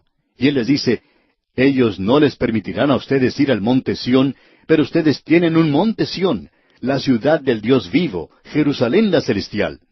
Ustedes han sido dejados afuera por ahora. La persecución los había sacado, pero él les está diciendo que ellos están teniendo una Jerusalén celestial. Amigo oyente, creemos que esto es algo realmente maravilloso. El monte Sión es la ciudad celestial, es la ciudad del Dios vivo, es la Jerusalén celestial. En el libro de Apocalipsis se le llama la Nueva Jerusalén. Algún día nosotros vamos a cambiarnos de casa. Y si usted quiere saber la dirección donde nosotros vamos a estar, se la podemos dar. Ahora no podemos darle el nombre de la calle ni el número de la casa, pero nuestra dirección va a estar allí, en la Nueva Jerusalén. Y ese es el lugar donde iremos nosotros. Esa es nuestra ciudad para hoy. Tenemos algo mucho mejor en Cristo. Luego él dice en este versículo, a la compañía de muchos millares de ángeles. Ya hemos declarado esto una vez y mantenemos lo que dijimos antes, que el ministerio de los ángeles no está relacionado con la iglesia. Pero nosotros vamos a ir a la Nueva Jerusalén algún día, y vemos en el libro de Apocalipsis que se desarrolla allí una gran escena de adoración, y es algo fantástico. Juan lo vio. Juan dijo que allí habría una gran compañía de inteligencias creadas y miles de millares. Luego él miró a su alrededor y dijo, bueno, yo no vi esa otra multitud allí, esa cantidad de muchos millares de ángeles. Ellos son las inteligencias de Dios llamadas ángeles. Nosotros nunca hemos podido ver a un ángel. A veces nos preguntamos en cuanto a ellos, y vamos a llegar algún día a la Nueva Jerusalén y vamos a unirnos a esa gran escena de adoración. Nosotros vamos a poder adorar al Cordero y todas las inteligencias creadas estarán allí. Una de las cosas que nos gustaría hacer es conversar con ellos. A mí me gustaría saber lo que tienen que decir. ¿No le gustaría a usted saberlo también, amigo oyente? Yo nunca tuve el privilegio de hacerlo aquí en la tierra. Cuando alguna persona dice que tuvo un sueño y que un ángel le habló, sería bueno que pensara en lo que comió la noche anterior porque tal vez eso puede explicar la presencia de ese ángel. Usted nunca ha podido ver a un ángel hoy, amigo oyente. Puede pensar que lo vio, pero no ha sido así. Pero ya vamos a llegar a ese lugar algún día. Ahora el versículo 23 de este capítulo 12 de la Epístola a los Hebreos que estamos estudiando dice, a la congregación de los primogénitos que están inscritos en los cielos, a Dios el juez de todos, a los espíritus de los justos hechos perfectos. Estos primogénitos que se mencionan aquí son aquellos que han nacido de nuevo. Aquí se está hablando de la iglesia en el momento del rapto. Ellos serán arrebatados en ese lugar y sus nombres están inscritos en los cielos. A Dios el juez de todos. Cuando yo llegue a la presencia del juez, ya hay alguien que ha pagado mi castigo por mis pecados y todo eso ya se habrá arreglado. Luego se menciona los espíritus de los justos hechos perfectos. Esto no quiere decir completo o perfecto como podríamos pensar nosotros. Se refiere más bien a los santos del Antiguo Testamento. Ahora que Cristo ha muerto, la salvación de ellos ha sido hecha completa. Y luego nosotros vamos a entrar a la presencia del Señor y podemos ver aquí el versículo 24 que dice, a Jesús el mediador del nuevo pacto y a la sangre rociada que habla mejor que la de Abel. Él no va a tronar desde el monte Sinaí. Aun cuando Él estuvo aquí, Él se sentó en la montaña y presentó la ley para su reino. Y creemos que va a ser mucho mejor cuando usted y yo entremos a su presencia un día y le veamos a Él como el mediador del nuevo pacto. Y a la sangre rociada que habla mejor que la de Abel, dice aquí. La sangre de Abel clamaba por venganza, pero la sangre de Cristo nos habla de salvación. Esto nos hace pensar en lo que dice el versículo 3 de este mismo capítulo 12 de la Epístola a los Hebreos, que dice, considerad a aquel que sufrió tal contradicción de pecadores contra sí mismo. El escritor está tratando de lograr que estos hebreos cristianos quiten sus ojos del templo, de los sacrificios sangrientos, de los ritos, y que los pongan directamente en la persona de Cristo. Y es necesario que nosotros hoy quitemos nuestros ojos de la iglesia, de la religión, de una organización y del hombre mismo. No hay ningún hombre al cual nosotros deberíamos estar mirando en el presente. Y esperamos, amigo oyente, que usted no esté mirando a este pobre predicador en este programa de A Través de la Biblia. Mire a Jesús, mírele a Él. Lo que tenemos aquí es tan sencillo. Ese templo con toda su gloria y esplendor estaba pasando y también iba a ser destruido. Ahora ellos se encuentran bajo algo nuevo. Alguien ha dicho, esta es la sencillez de nuestra fe. Y nosotros estamos de acuerdo con eso. Existe cierto peligro en el simplificar demasiado algo bajo los métodos presentes que se utilizan hoy. Pero nosotros creemos que la fe, más nada, es igual a la salvación. La fe sola puede salvar. Pero nosotros tenemos hoy una epidemia de creedores. Hay personas que hoy han hecho de la salvación un pequeño problema matemático o una ecuación, que si usted dice esto o aquello, o si contesta afirmativamente a una media docena de preguntas, entonces, hermano, usted es un creyente. Ahora, no queremos ser antagonistas en esto, pero lo que queremos decir es que usted no es un creyente así. No debe serlo, porque esta clase de cosas no deja ningún lugar para la obra del Espíritu Santo para ser convencido de pecado, y solamente indica un asentimiento de un conocimiento pasajero de Jesús. Hay una palabra que se está utilizando demasiado en estos días. Entregue la vida a Cristo. Ahora, ¿qué clase de vida puede usted entregarle a Cristo, amigo oyente? Si usted se acerca a Él como pecador, entonces usted ni siquiera tiene vida. Usted está muerto en delitos y pecados. Él es quien dijo, he venido para que tengan vida. Así es que usted no tiene que entregar una vida. Él entregó su vida por usted. Él murió por usted. Usted está muerto en delitos y pecados, y Él tiene una vida que ofrecerle a usted. Y Él dijo en el Evangelio según San Juan, capítulo 10, versículo 10, he venido para que tengan vida y para que la tengan en abundancia. Hay algunas personas que dicen que debemos entregar nuestro corazón a Jesús. Amigo oyente, ¿qué piensa usted que Él quiere hacer con ese corazón inmundo que le podemos dar? De seguro que usted ha escuchado lo que Él dijo. Del corazón salen las cosas más inmundas que uno puede imaginar. Usted puede leer la lista que Él dio. ¿Piensa usted que Él quiere ese corazón inmundo suyo? No, amigo oyente, usted no tiene que dar su corazón a Él. Él dice, yo les daré un nuevo corazón. Yo quiero darles una nueva vida. Y nosotros necesitamos hoy convencernos del pecado, de que nosotros somos pecadores. A veces esa idea de ofrecer salvación hoy se presenta de una manera demasiado alegre. El evangelista lo puede presentar de una manera tan dulce y hermosa. No vemos a la gente llorando en el presente, y creemos que debemos enfatizar eso, debemos darle mucho énfasis a la palabra de Dios. Bien, amigo oyente, nuestro tiempo ha concluido ya. Continuaremos Dios mediante en nuestro próximo programa y esperamos finalizar este capítulo. Volvemos hoy, amigo oyente, a nuestro estudio de la Epístola a los Hebreos. Estamos en el capítulo 12, estamos ya al final. El escritor le ha dicho a los hebreos que Jesús es mejor que cualquier otra cosa que Dios haya hecho en el pasado. Y Él había hecho cosas maravillosas. Que Él es mejor que los profetas, mejor que los ritos del Antiguo Testamento, mejor que la ley, y ahora Él les está urgiendo a que vuelvan a Él, porque Él es el Salvador viviente. Nos encontramos en esta sección de advertencia. Ahora, en la primera parte del versículo 25, Él dice, mirad que no desechéis al que habla. Y ya que Él es tan maravilloso, y ya que sus palabras son tan importantes, es de valor para nosotros el prestar atención a lo que Él dice. Esto servirá de mucho provecho. Porque Él dice en todo el versículo 25, leamos, mirad que no desechéis al que habla, porque si no escaparon aquellos que desecharon al que los amonestaba en la tierra, mucho menos nosotros si desecháremos al que amonesta desde los cielos.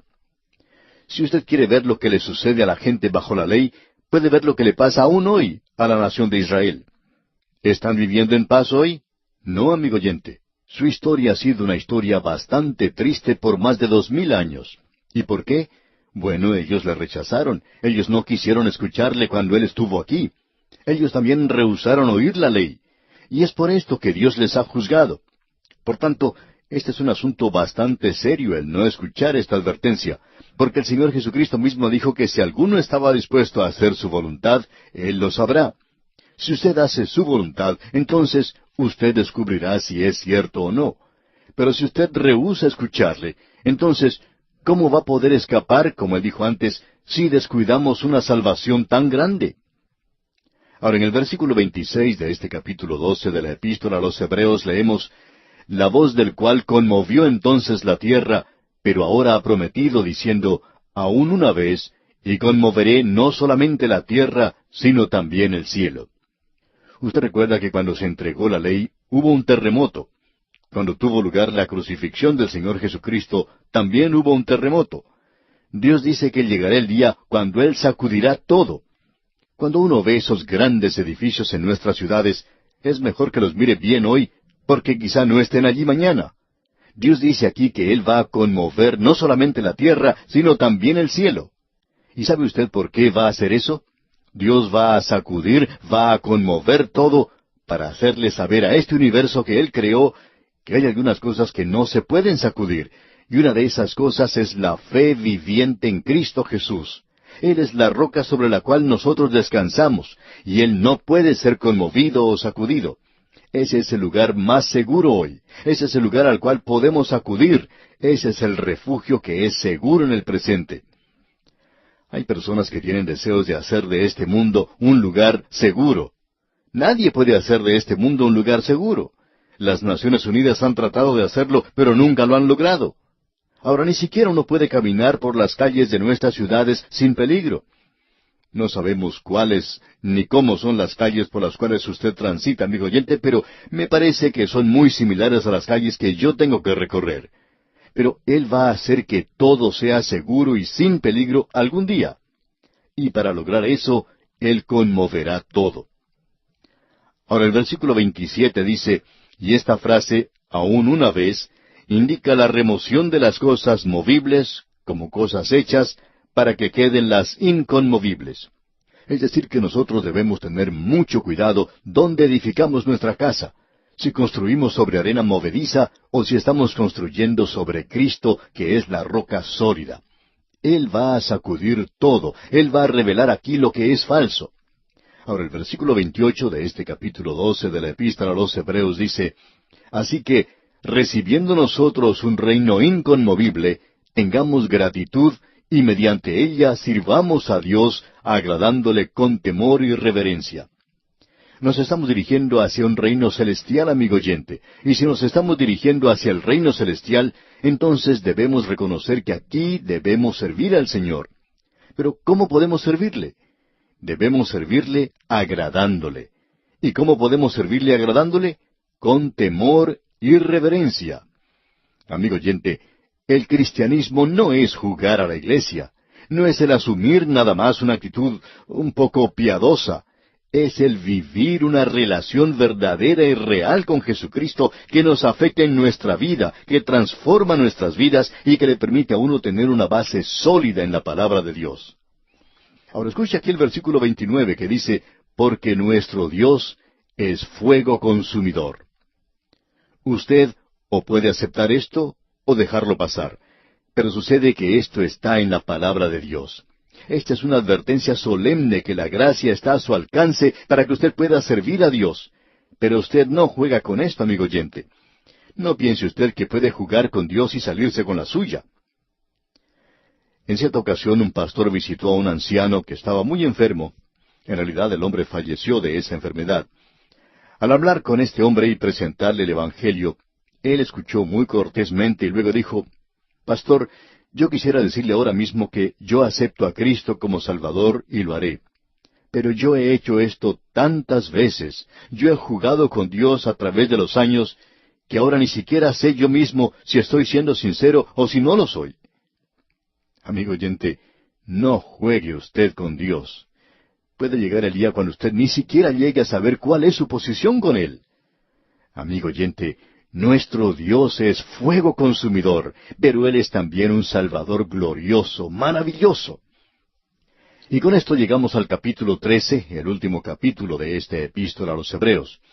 Usted recordará que dijimos que el capítulo 11 de esta epístola a los Hebreos es el capítulo de la fe, que el capítulo 12 es el capítulo de la esperanza. ¿Y qué esperanza la que se le ofrece a uno allí? Estamos marchando hacia Sión, pero no allá en Israel. Estamos marchando hacia una Sión celestial, y eso debe servir de ánimo a todos nosotros, sabiendo la dirección a la cual nos estamos dirigiendo. Así es que ese capítulo 12 es el capítulo de la esperanza. Pero ahora llegamos al capítulo del amor. Esto nos trae a algo que pensamos es realmente maravilloso. El capítulo 10 ha sido llamado el privilegio del creyente. El capítulo 11 se ha llamado el poder del creyente. El capítulo 12, el progreso del creyente. Y el capítulo 13, la práctica del creyente. No creemos que este sea un buen bosquejo, excepto en lo que se refiere a este capítulo 13. Aquí tenemos la práctica del creyente. Y comienza diciendo en el primer versículo, permanezca el amor fraternal. Esto aquí no quiere decir que los creyentes deben amar como hermanos, sino que deben amar porque son hermanos. Y si usted es un hijo de Dios, amigo oyente, entonces usted es mi hermano. A nosotros nos llegan muchas cartas de nuestros oyentes, y hay personas que preguntan si se leen todas esas cartas. Bueno, así es, amigo oyente. No hay ninguna carta que nos llegue que se quede sin leer. Y hay personas que nos escriben diciendo que son de diferentes países, que son de diferentes razas, pero todos nosotros los que hemos recibido al Señor Jesucristo como Salvador, somos hermanos. El color de nuestra piel o nuestra nacionalidad no hace ninguna diferencia.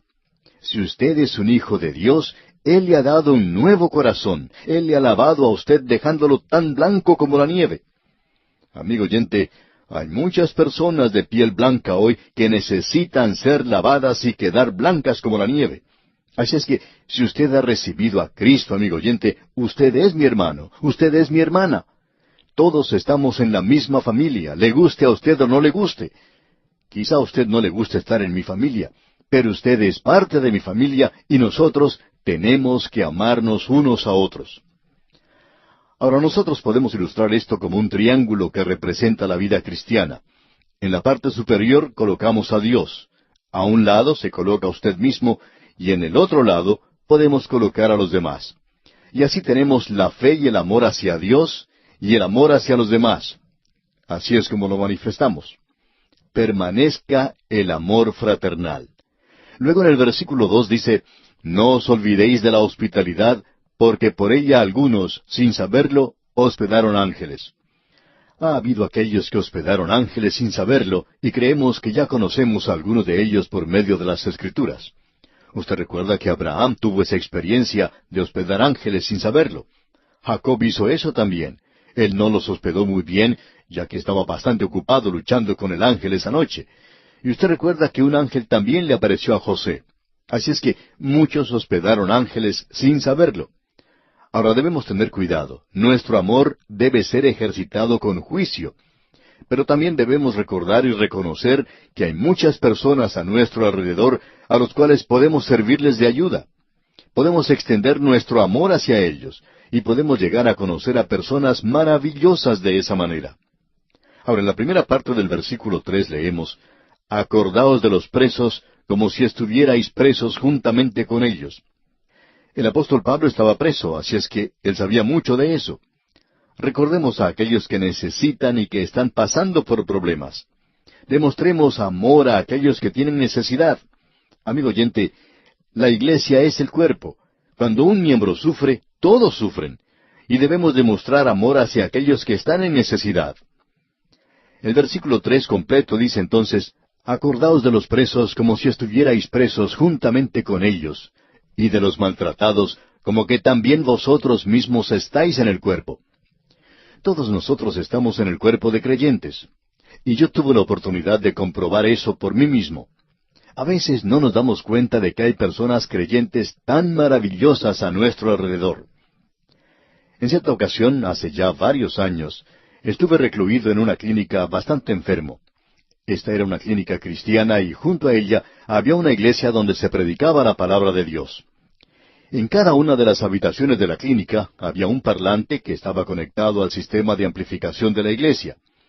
Esto era con el objeto de que cada uno de los pacientes en las habitaciones de la clínica pudieran escuchar la palabra de Dios. Mientras estaba yo allí, postrado en cama, fue verdaderamente alentador escuchar no solamente los servicios que se desarrollaban en la iglesia, sino especialmente el saber cómo estos hermanos oraban por mí, cómo intercedían por mí para que Dios pusiera su mano sanadora sobre mí, como en efecto lo hizo. Y luego, cuando venían a visitarme, era alentador verlos cómo oraban por mí y cómo se identificaban con mi sufrimiento. Y esto fue de aliento y ánimo para mí, y fue un factor decisivo en realidad para mi recuperación. Y amigo oyente, creemos que es de esto de lo que nos está hablando aquí el escritor de esta epístola a los Hebreos. ¿Cuánto necesitamos de esto hoy, amigo oyente? Y hay muchos creyentes así a nuestro alrededor, y le damos gracias a Dios por ellos. Ahora, en el versículo 4 de este capítulo 13 de la epístola a los Hebreos leemos: «Honroso sea en todos el matrimonio y el lecho sin mancilla, pero a los fornicarios y a los adúlteros los juzgará Dios». Él no está hablando aquí en cuanto al sexo. Si usted piensa que él está hablando en cuanto al amor de hermano, al amor de hermana, de que uno debe amar a la hermana, está equivocado, amigo oyente. Aquí dice: «Honroso sea en todos el matrimonio». Y el sexo es algo que tiene que ser ejercitado dentro del marco del matrimonio. Dios dio el matrimonio para la humanidad, para el beneficio de la humanidad. No queremos aparecer aquí como chapados a la antigua, porque ahora es muy popular esa idea de que los jóvenes pueden vivir juntos sin ser casados. Y es algo que es aceptado en muchas naciones entre los jóvenes.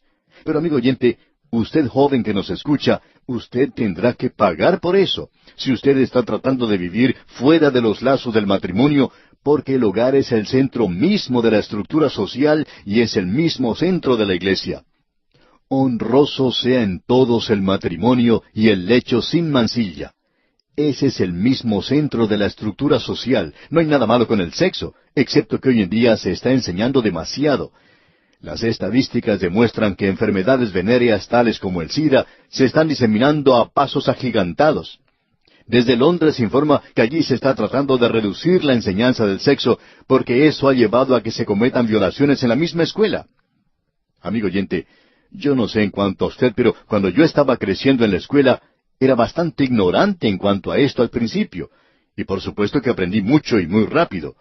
Pero no creemos que sea necesario esto de la educación sexual con tanto énfasis en los colegios.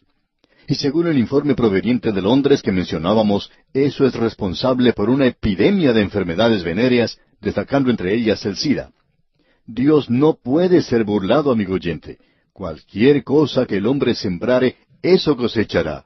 Usted no va a poder escaparse, no va a poder salirse con la suya. Y hay muchos en la iglesia que piensan eso en el presente.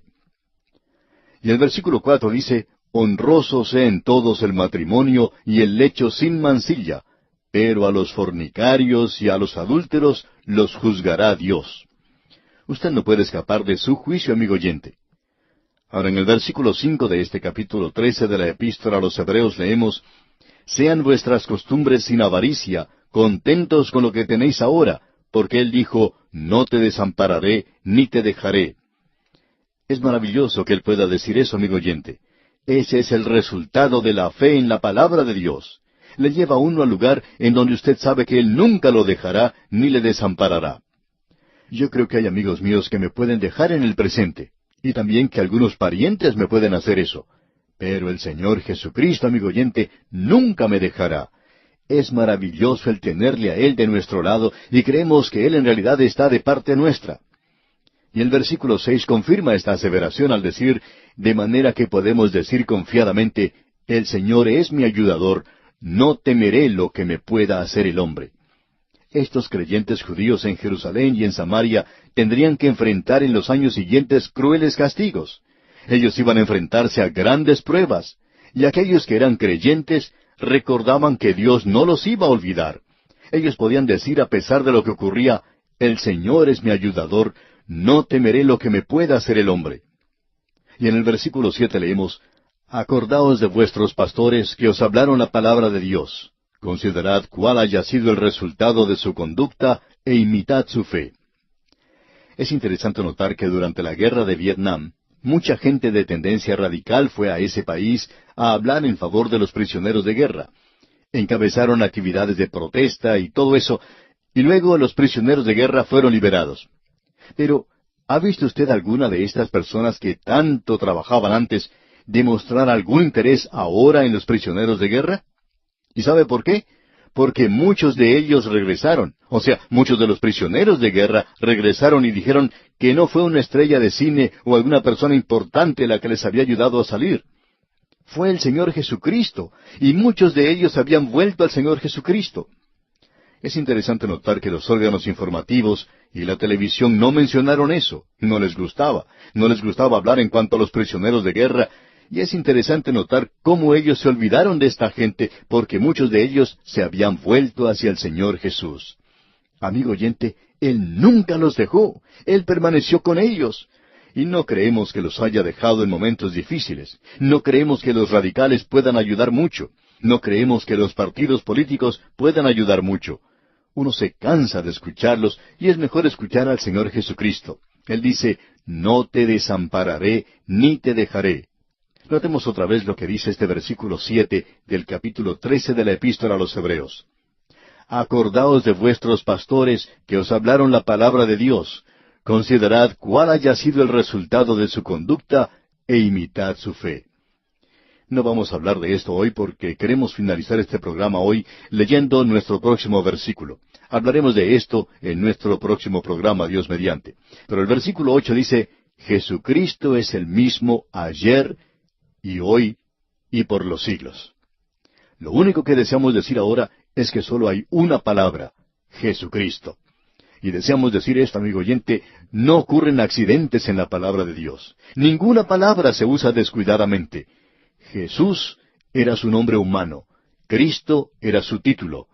Eso habla de su deidad, de su divinidad. ¡Cuán maravilloso es esto, amigo oyente! Esto habla del nombre de Jesús. Eso lo une a Él con la humanidad. Eso lo une a Él con la palabra y la persona más maravillosa del mundo. Aquí tenemos su nombre y un título. Usted sabe lo maravilloso que era Jesús aquí como persona cuando estuvo aquí en esta tierra. No estamos hablando solamente en cuanto a su humanidad. Usted sabe que la gente le rodeaba. Él era tan humano que las multitudes le seguían, le amaban. Pero fueron las enseñanzas de Jesús las que fueron odiadas. No era Jesús, el hombre. Él era amado y maravilloso, amigo oyente. Y ya hablaremos de esto en nuestro próximo programa. Jesucristo es el mismo ayer y hoy y por los siglos.